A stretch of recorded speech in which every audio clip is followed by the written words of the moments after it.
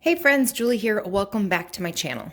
Today, I am going to explain how I set my goals, and I do this same process every year. I've been doing it for 4 years, I believe now, and I'm going to give you a step-by-step of where I got this idea, the inspiration, and how I make it work in my planner. I have to first give credit because I read a book, I don't know, 4 or 5 years ago by Crystal Paine called Saying Goodbye to Survival Mode. And it was a game changer when it came to learning how to schedule your day, come up with to-dos, make sure that everything that you're doing in your day is something that's actually a priority. And I will link it down below if you have not heard of this book or read it. It is a great book, and I highly recommend it. That if you are someone who is looking to schedule your time wisely, come up with really good goals that will matter at the end of your life, really, really highly recommend reading that book. So basically, she tells you to create a personal priority list. So I wrote a personal priority list. This is something I have copied year after year after year into my new planners. And I have not copied it yet into this planner, but I do need to. This is actually from the planner I used last year in 2020, but I took it out so that I could actually show it to you. So the personal priority list, she says, is the foundation for all of your schedules and your to-dos. And she gives you a few questions to ask yourself so that you can make this personal priority list. She says to ask yourself, what is most important to you? So I would probably put it as, what are the main categories of your life? What do you spend time doing? Are you working? Are you homeschooling? Are you taking care of a home? Are you married or single? Do you have children? Do you have grandchildren? The different main things in your life. So for me, my relationship with the Lord is my top priority. Then my marriage, my family, meaning my children, someday grandchildren, hopefully, and my physical body is still going to be here until the day I die. So that's a priority to me, as well as finances. So these are my 5 categories in my life, and you will see that my goals relate to these 5 categories. So once you have your main priorities, which I have my 5, then the next question she says to ask is, where do you see yourself in 25 years? So I put here what will matter in 25 years. In each of these 5 areas of my life, what is going to matter? And I just made a statement. So number 1, for my faith, what will matter in 25 years from now? To have a strong faith-filled relationship with God and to truly know God and His will in my life. That is a priority for my life. So my goals are going to correlate to my priority. Secondly, for marriage, a strong and lasting marriage, a selfless marriage that shines as a light to the unsaved world. Thirdly, my children, my family priority, for my children to love the Lord with all their heart, for their faith to be strong and unwavering, and to raise families for the Lord. That is my priority for my children and being my role as a mother. For my body to be healthy and physically vibrant in order to minister to others and my husband, children, and grandchildren. And then lastly, financially, to be free from debt and to have financial security and a future, financially secure future, so that my husband can retire and we can financially be set until the day we die. So those are my 5 main priorities. And you take this priority list with your statements of what's going to matter, and you break them down into goals. Now, I don't really remember if in the book this is exactly how she did it, but this is how I took the things I learned from her book and applied it to my life. And I've been doing this exact method, like I said, for the past 4 or 5 years. So this is my first time in a passion planner, though. So I did type it up. Normally, I just handwrite it, but I typed it up and used sticker paper and stuck it in the very front. And I always like to put my goals in the front of my planner so that I know exactly where they are, so that when I'm planning my months, my weeks, anything I'm planning in the future, I can very easily reference this. And again, these are in the same order as the priority of my personal priority list. So faith is number 1 to me. And so what things are going to help me grow this year that will result, if I do these things this year, each year it keeps adding up and resulting in what my priority is for 25 years from now. So things I need to do is be reading, studying and memorizing scriptures, doing Bible studies, and praying. These things here are a priority to me in my faith. I like to list out my goals of those things. So the 2 books I want to make sure I finish this year in this category is Trusting God by Jerry Bridges, which is actually a ladies' Bible study that I lead at our church. Believing God by Beth Moore. It's a book that I've had on my Kindle, and I've started reading the first few chapters several times. And this year I'm just like, I'm going to actually do it. Next is the scriptures I want to memorize. I list out the scripture passages, whether it's 1 verse, a couple verses, or a small chapter. I do research these verses based on things that I think will be helpful in my spiritual growth. Let me zoom in a little bit so you can see better, because I know when other people are showing things in their planner, I like to be able to see. And then these are the Bible studies I want to finish. Now, I don't always know all the Bible studies. Sometimes I join online ones, and when they get announced, I like to join in on them. There's actually already a study I've started called Face to Face that I don't even have listed in here. So I put the main books of the Bible I want to study. This is an online Bible study that I want to do this year. And then when I find new ones as the year goes on, or as I feel led, I add them in here. So I do leave blanks where things need to be filled in. And then to strengthen my prayer life, I really want to keep a prayer journal. And if I check it every week and update it as answered prayers or new prayer requests, I will stay faithful, hopefully, in my prayer life. My next category is family, and marriage is my top priority in my family. And one of the things that we want to prioritize is a monthly date night. Now you'll see these are all blank because I don't plan out all my dates in the year. Life just doesn't work like that for us. My husband, other than right now because of COVID, he typically travels a lot, like 50 to 60% of the month he can be gone.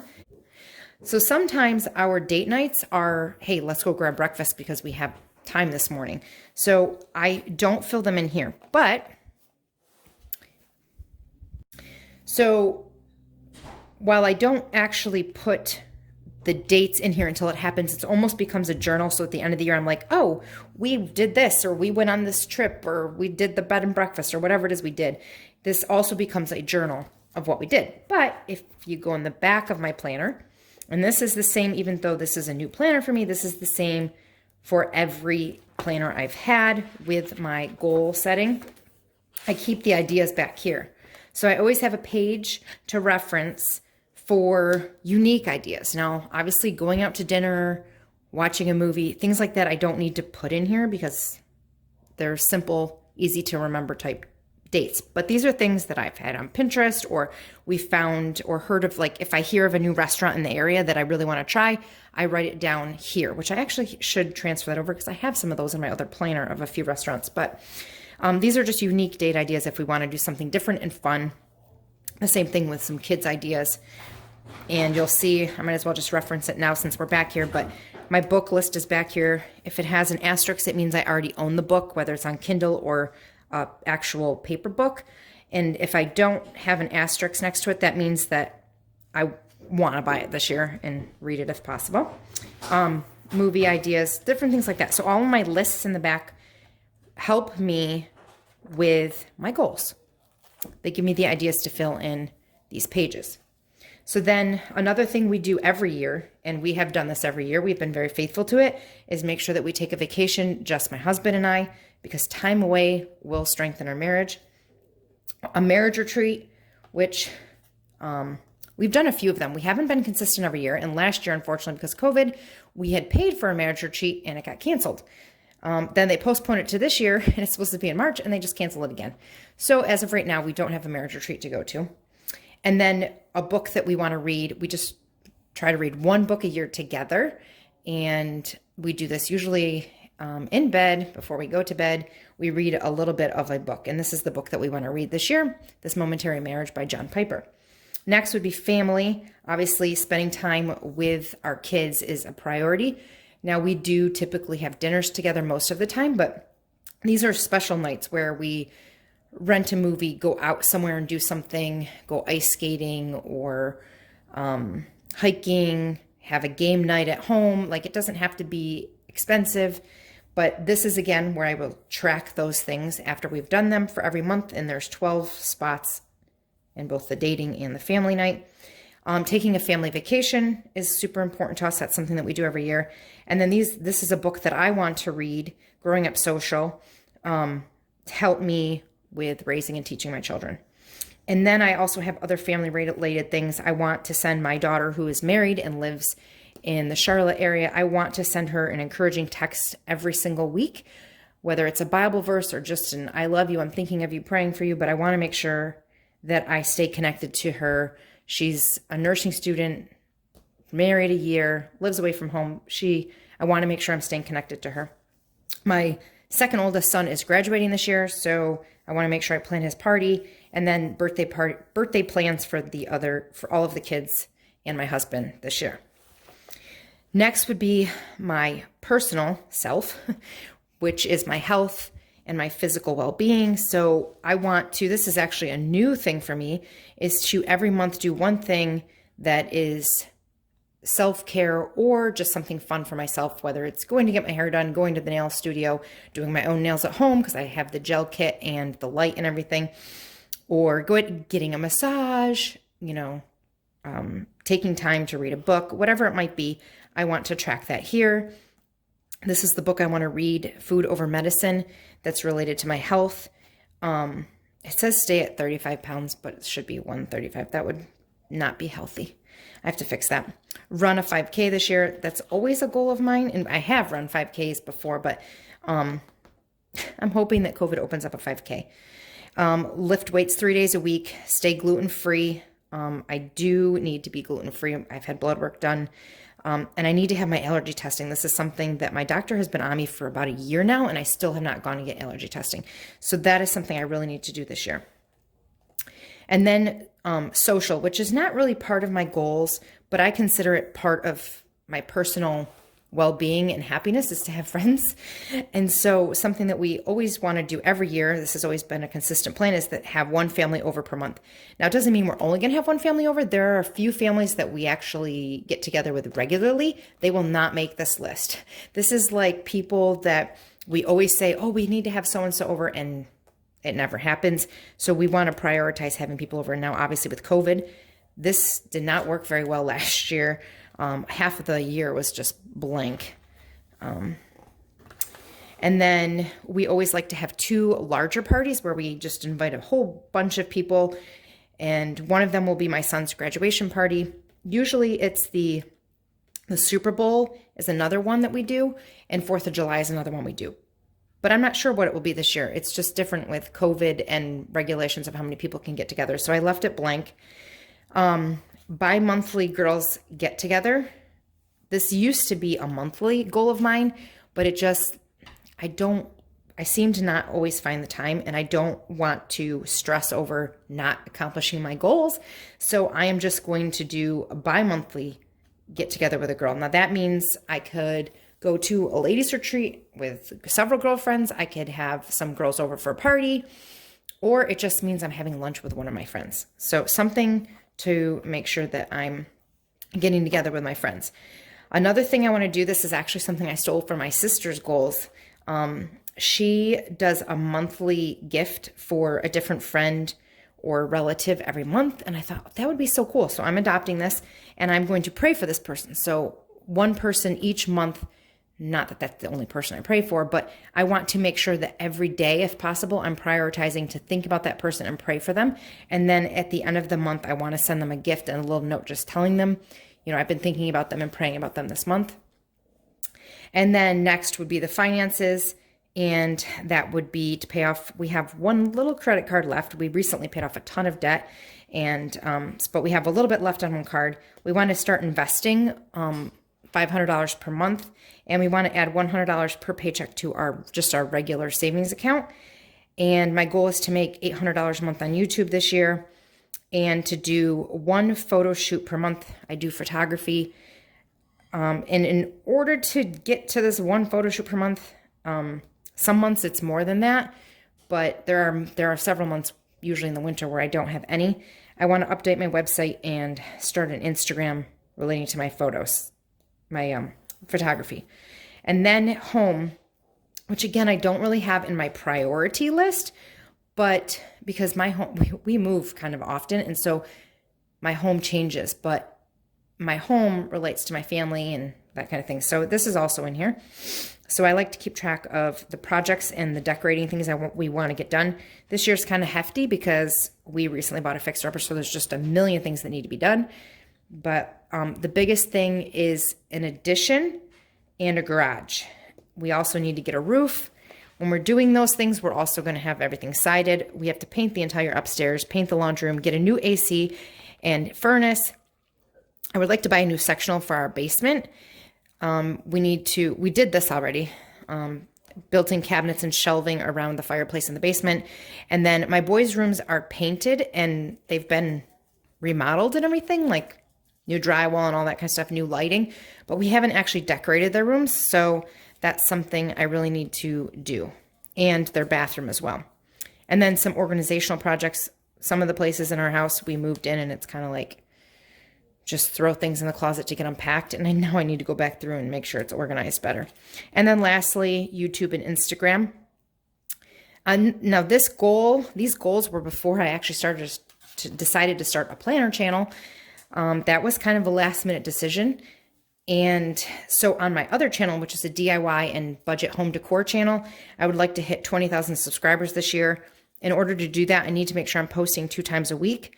I would like to grow that Instagram account to 2,000 followers, and my goal is to post at least 5 days a week and start a seasonal collab and have a co-host. Seasonal meaning like a winter, fall, spring special collab that I host and get a co-host every month too. Still have to work on that. I haven't gotten that figured out. But that is how that works, and I'm going to quickly show you. This is not a great example because I did this kind of last minute, but I may end up changing it to a tracker down here instead. But I always check with these goals when I plan my monthly, and I make sure that I'm accomplishing some of these goals in each month. Because if I can't get them into my monthly planner, it's going to be even more tedious to put them into my weekly planner, which you'll see some of the goals are in here. So I like to write down the things like my Bible study, what my Bible study is going to be for that month. Make sure I have my date with my husband, plan a trip this is just the 2 of us trip, have a family night, self-care activity, and then these other main things. Now this is blank because we've invited someone, but it's not solidified yet. So once it's solidified, I can fill that in. Now the things that are highlighted are actually goals that are daily.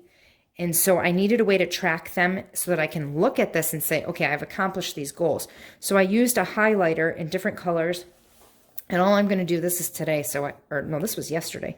So I actually have to go back and fill that out more. But for instance, when I post a video to my DIY channel, I highlight it in blue, and then I make a blue dot saying I did it, because my goal is to do 8. So then I can count up my blue dots. I did another one here, and see, did I accomplish my goal of 8? And the same thing to the planner channel. I want to work out 12 days. So I'm putting a purple dot for my workouts, and then I can count them up and see if I'm doing well. If I'm blowing this out of the water, which I'm hoping I will, I can up my goal for next month slightly. And then making sure I'm staying gluten-free, counting calories, that kind of thing. I technically started that stuff on the 4th because we had company in town for the first weekend, and I was not ready to start any type of goals like that. But that is how I take my goals and put them into my planner and into my month, which then when I'm planning my weeks, I can look at my monthly goals and say, okay, what things from my monthly goals do I need to do in my weeks? Hopefully you guys understood how I set my goals, and I hope that you learned some tips and ideas and you were inspired to set your own goals. Let me know down in the comments what you thought of this video. If you want me to delve into anything deeper, if you have any questions, please let me know. If you enjoyed this video, give it a thumbs up. Don't forget to subscribe, and I'll see you guys in the next planning video. Thanks, friends.